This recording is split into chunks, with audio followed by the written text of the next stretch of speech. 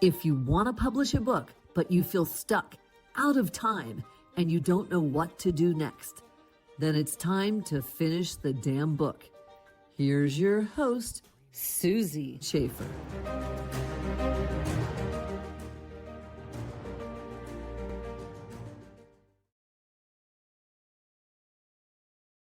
Welcome to this episode of Finish the Damn Book. I'm your host, Susie Schaefer.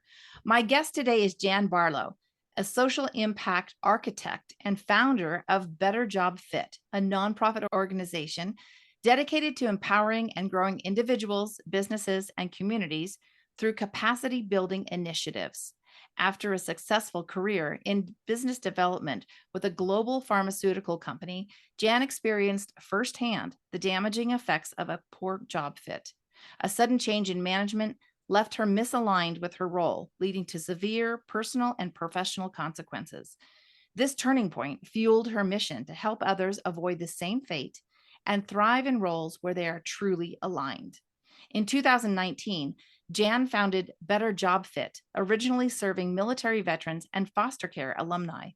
Now operates through 4 distinct service brands, focusing on creating individual transformation and generating measurable social impact. Under her leadership, the organization has developed innovative tools and programs that empower individuals, support workforce development, and challenge outdated employment systems. Jan's work sits at the intersection of mental well-being, career alignment, and social innovation, making her a powerful advocate for systematic change in how we view work, talent, human potential, and its importance to social impact. Welcome, Jan. Thank you so much, Susie. I love having you on this because this is such a different podcast episode than some of my others, which really highlight a lot of the authors I work with. So let's talk about your title, a social impact architect. I love that. Can you share with our listeners what that means and how you serve others? Thank you for asking that. You know, when I went to take everything that we do under Better Job Fit, and of course, chat was helpful, right? When I said, okay, how do we differentiate ourselves? Like, what's the name of this, right? Like, it's just when I was looking at everything that we do and the different brands, what we were really called was really to create social impact. With Better Job Fit, that was our big goal. Like, how do we do that? So, social impact architect, it really had to do with our different brands and the different ways that we're creating social impact. So it made sense that I would just take on that moniker. Yeah, I love that. I think it's so great. So Better Job Fit is very cutting edge. How does it work? And it's a nonprofit, correct? So how does Correct. that work in relation to working with businesses that are for profit? What we'd like to say is that, a nonprofit and a for-profit, that they're just tax categories. Quote unquote, nonprofit organizations need to run just like a business. It just really, when people are thinking about for-profit and nonprofit, they put them in different categories or they separate them. What we did with our Creating Your Next for veterans and foster care brand, and that's really how we started, is serving those two volatile populations. I had friends that were either CEOs or founders of either veteran or foster care nonprofits. Well, it ended up that they had companies that were already donating to them, right? And those organizations have to find stakeholder jobs for stakeholders. So I said, well, why don't we, we're the job matching entity. Why don't we combine the for-profit companies that are already supporting those nonprofits? And instead of just asking them for money and giving them a tax write-off, why not become a partner, a true partner? And so that's really how I started combining the for-profit and nonprofit model together through our job matching, and said, okay, well, guess what? We can create a custom job match pattern for any job in any company. And for any organization that has to find jobs for those stakeholders that they serve, we just match them up to the company, and the company gets really a custom candidate that is a match to their job. So it's pre-qualified, and that's kind of how we started and how we merged nonprofits and for-profits for a greater purpose. Oh, I love that. I think that I honestly feel like that's going to be the wave of the future, that people need to start thinking outside the box as far as the way for profit and nonprofit works and work together, because you're right, you're doing more to serve community and actually make those connections where I think that in the past they've been missed. Well, it creates a true force multiplier for good, right? I mean, our model, we have the nonprofit, their stakeholders, companies, and municipalities, and Better Job Fit is in the center that really is brings all of that together. And when you can take those entities, which are in silos most of the time, when you can bring them together, now we have a true force multiplier that is creating at least a four to five time benefit, right? Not just one to two ways, right? For me or you, it's truly a force multiplier. Right. Now, I know that you're working on an upcoming conference. Is this conference an invitation only? It is, my friend. It is. And I'm so excited that you're on the list. We will have only 50 attendees. And again, they will represent private investors, of course, venture capital, community foundations, for profit, nonprofits, economic development, chambers of commerce coming together. And we are going to facilitate some new projects, new collaborations, and all of it around innovation. So we're really excited. And that's going to be in Colorado, October 9th. And there may be a book coming out of that conference. Is that Of correct? course, we started talking about this book, girl, did we not? Back in February. We did. What we talk about is measuring that social impact. And, it's one thing to say that you are all for social impact, right? We're probably, I mean, I really haven't run across any group that not only helps businesses expand or grow their business, but also their social impact. So we're really excited about publishing this book around individuals and companies who are truly creating social impact. And I'm just very excited about publishing this book with you. Thank you. That's awesome. And really, I think that whole idea of giving back, like a lot of companies have some kind of policy where they might donate funds, or they might have they might work with, Habitat for Humanity or something like that. But I think that what you're doing is really the launching pad for companies to say, are we really doing enough? Yeah. Are we really doing enough in the community? But also, are we hiring the right people to make sure that we can actually follow through with this? Because the way of the past of just being for profit and the dollars, the bottom line, I think that's going to change because humanity is changing. It has, and you and I have had some wonderful conversations around that. I mean, COVID put us on really everybody at some level, a near death experience, right? And so when we saw in 2021 the great resignation, hello, I mean, human behavior had changed, because when you set a global population on the couch for a year and a half and people start to look within and say, is this all there is? Mhm. Right? They're going to be saying, I'm not happy. I'm going to change what I'm going to do, right? I'm not happy at my work. I want to do something else. I want to have my own business. I mean, we had 4.5 million people start their own business in 2020, 5 million in 2021, 5.2 million in 2023.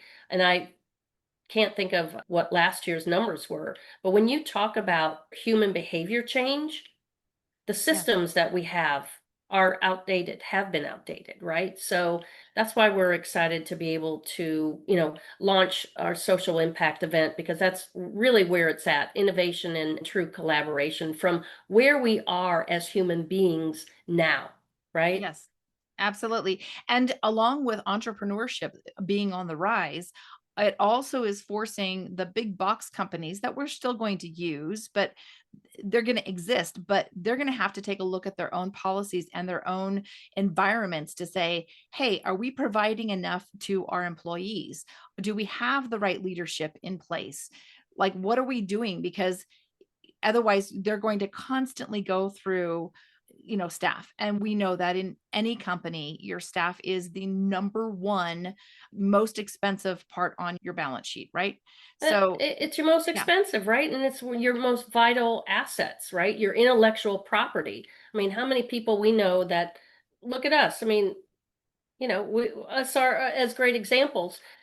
When you look at people as just widgets, or, they are again, they're the humans that have the intellectual property of your business. You, what's the saying? When you don't feed your dog, it goes to the neighbors. Yeah. And they go to your competition. Okay. Exactly. And I think with the onset of AI in all industries, this is going to be especially crucial because yes, AI can do certain types of jobs, but really we still have to have the human element. So if you're going to have the human element, you've got to make sure that the people that are doing those jobs are the right people and that they have this connection, that they are truly connected to the work they're doing, and that it has a bigger purpose, that there is some Yeah. type of emotional connection to the work they're doing. Otherwise, they're not going to care. They're going to just say, you know what, I don't need this job. I'm going to quit. And we've seen this in the past. We saw this during the pandemic.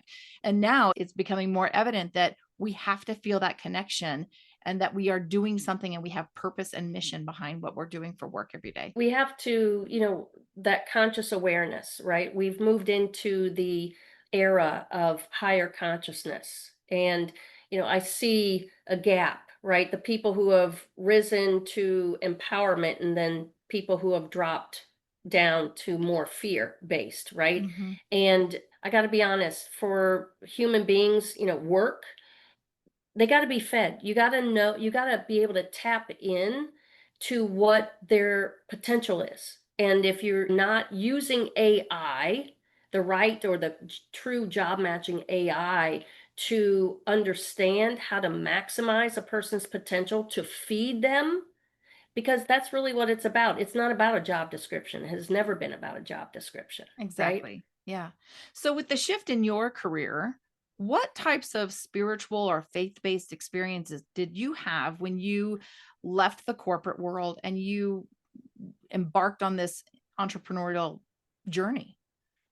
I've had that higher self has nudged me for, I mean, I can remember being 10 years old and putting together a carnival in my backyard, right? So putting that together and charging 25 cents for each, little station for the little games.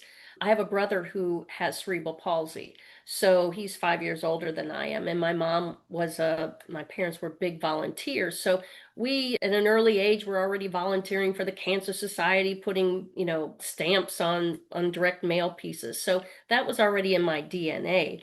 But to that entrepreneurial spirit has been with me since then, right? That just means a person that sees what's missing and goes to fill that need, right? And could Exactly. be a carnival in the backyard to starting a a multi-brand nonprofit. So that's kind Right. of, but that really, it's that connection to that voice, Susie, that's always been there. Sometimes I've tried to shove it and push it down out of fear, saying, oh no, play it safe, like, it's too scary, da da da. But that's really, it's that connection to that higher self, that God within, and being able to stay connected to it. Mm. So, speaking of that, let's talk about intuition. Those that follow their intuition, they know it's that little voice that's talking to them very quietly in the back of their head. But tell me about a time when either you did follow intuition and how that turned out, or one time that you didn't follow, that you went down that path of fear and didn't follow your intuition. And what were the results? When I didn't follow it, so, well, suppressed it, let's put it that way. Yes. So I was suppressing it for a while, and everything works into our highest and greatest good, right? So I had been in that life transition in 2008 and started Better Job Fit at a very safe level, right? Just working with the veterans in foster care of my contract with a client. It was safe. And so I kept doing that contract for like 4 years.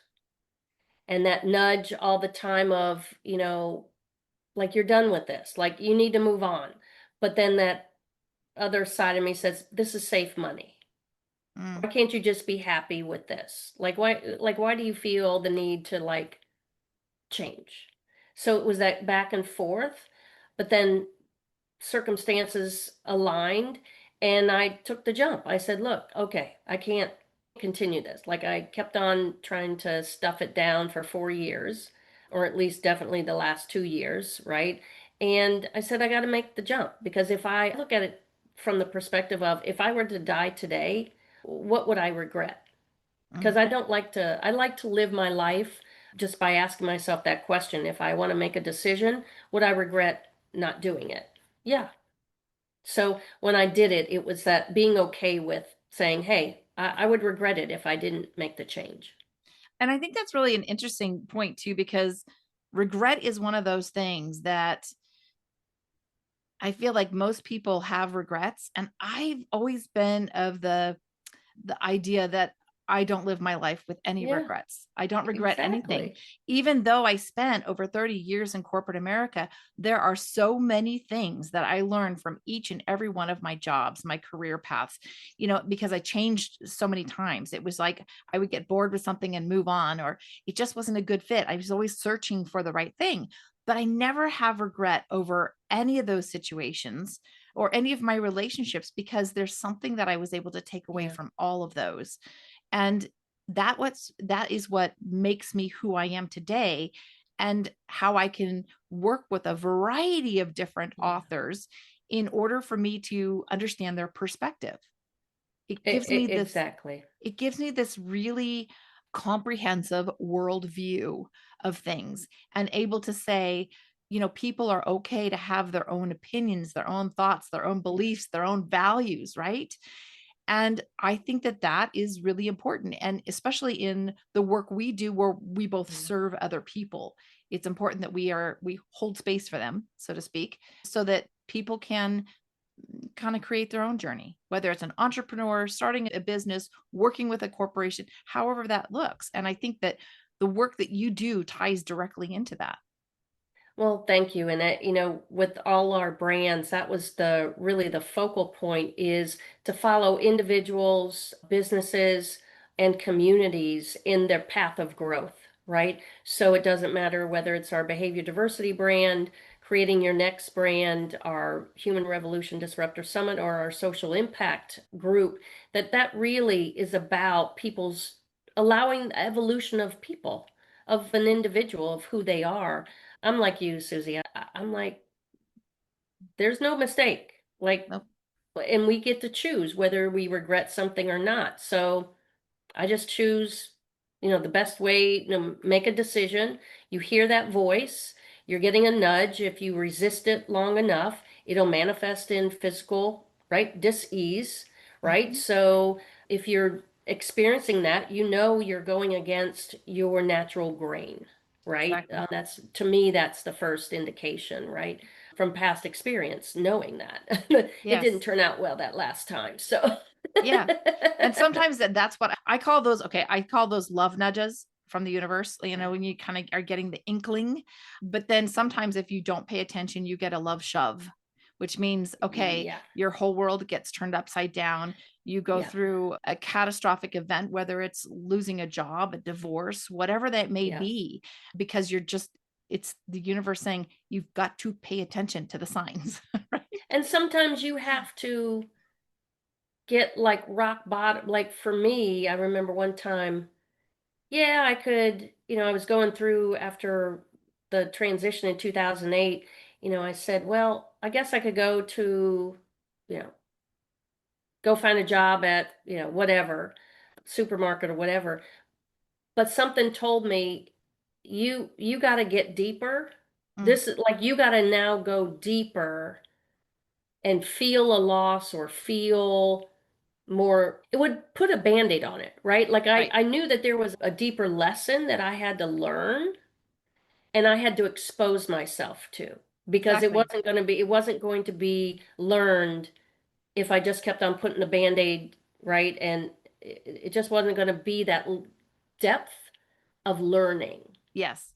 that Because was necessary. that's truly the healing process, is It's you true. have to let yourself, it's Yeah. like boot camp, right? They strip you down before they Yep. build you up. That's so perfect. It's the same thing with our own emotions, our Yeah. experiences. You have to go ahead and hit rock bottom Yep. and have the ugly cry, Yeah. and just do the whole thing in order for you to actually heal that part of yourself and move on and grow and learn from that experience. Yes, it's so true. Some people say they may look at it and say, well, why did you allow yourself to get that far?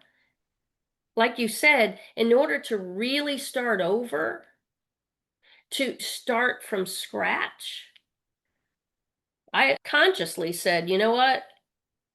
I got to experience deeper because that we're not going to really get at the root Mm-hmm. unless we get everything gone, because all this Exactly. other stuff is a distraction, and it's just keep perpetuating and feeding whatever dysfunction or whatever, right? Sometimes it's just like when they say with kids, let them, they got to learn their own mistakes, let them quote unquote fail. I mean, I don't believe in that there's such thing as failure, but True. it said they got to make their own mistakes.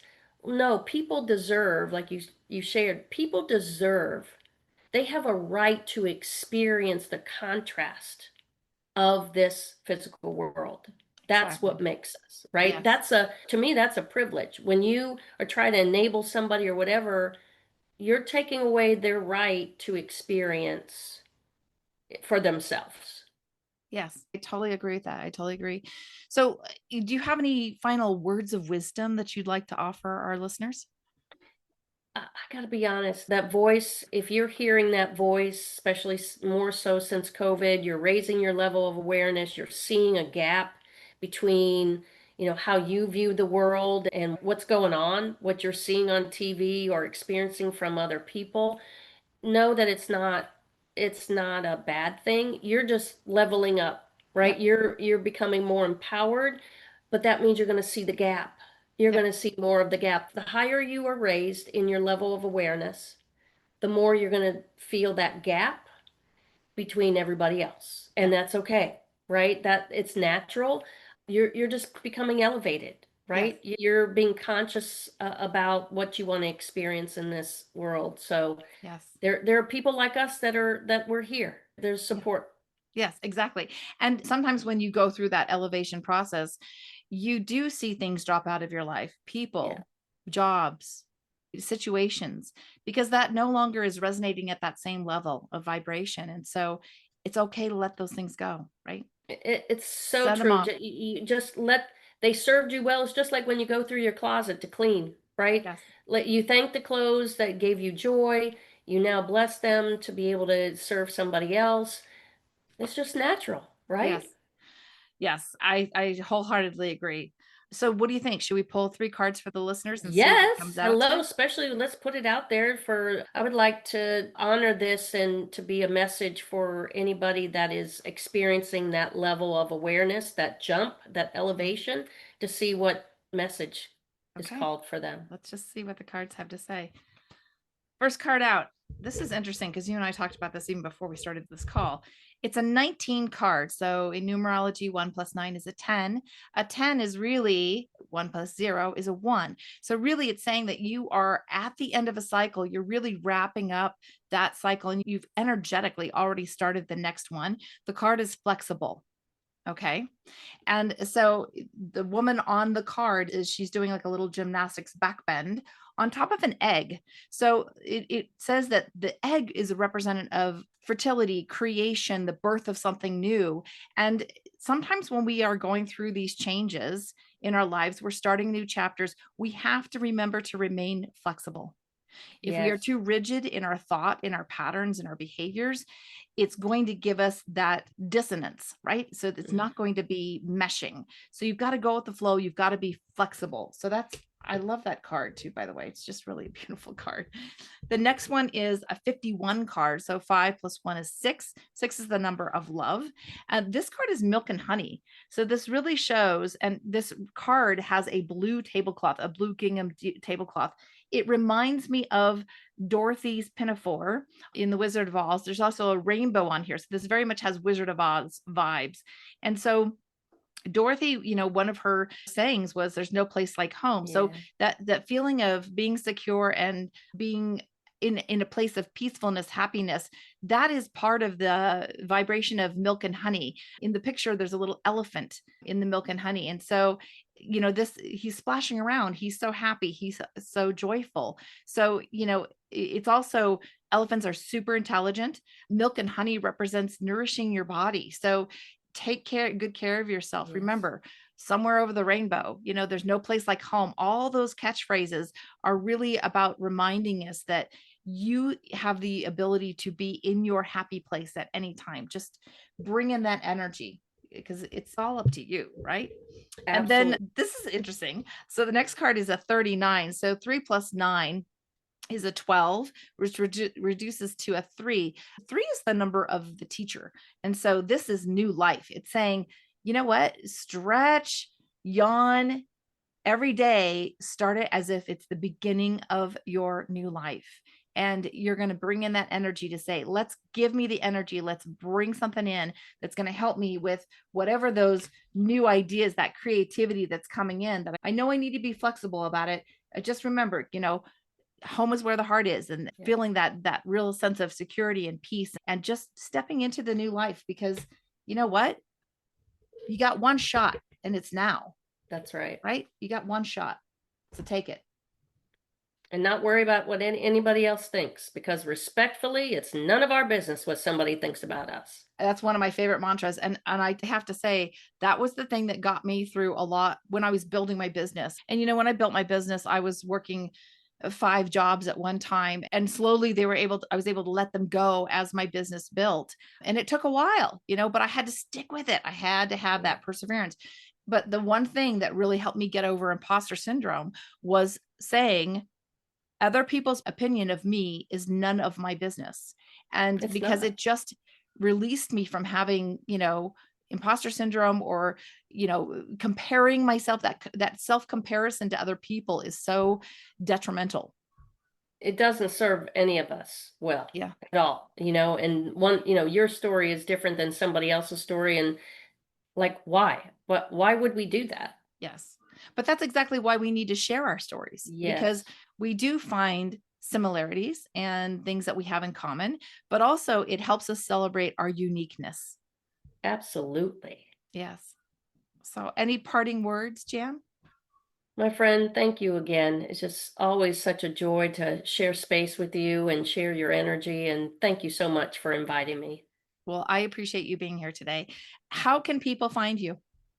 Please email me directly, jbarlow at better, better, job, job, as in boy, fit.org. Follow me or reach out to me on LinkedIn. Go to our website, betterjobfit.org. Contact us. It comes right to me. I welcome you to reach out. Thank you. Awesome. Well, thank you for being here. And I'm sure we're going to have many, many conversations in the near future. Thank you. And if you found this interesting, I encourage you to join me for the next episode, and be sure to subscribe. Every week, one lucky listener who subscribes and posts a review on Apple Podcasts or iTunes will be entered into a drawing for the grand prize, a private VIP day with me, valued at $25,000. So be sure to subscribe and post a review. Until then, keep on writing so you can finish the damn book. We'll see you next time. So that's it for today's episode of Finish the Damn Book. Head on over to wherever you listen to podcasts and subscribe to the show. One lucky listener every single week that posts a review on Apple Podcasts or iTunes will win a chance in the grand prize drawing to win a $25,000 value private VIP day with Susie Schaefer herself. Head on over to finishthedamnbookpodcast.com and pick up a free copy of Susie's gift. And join us on the next episode.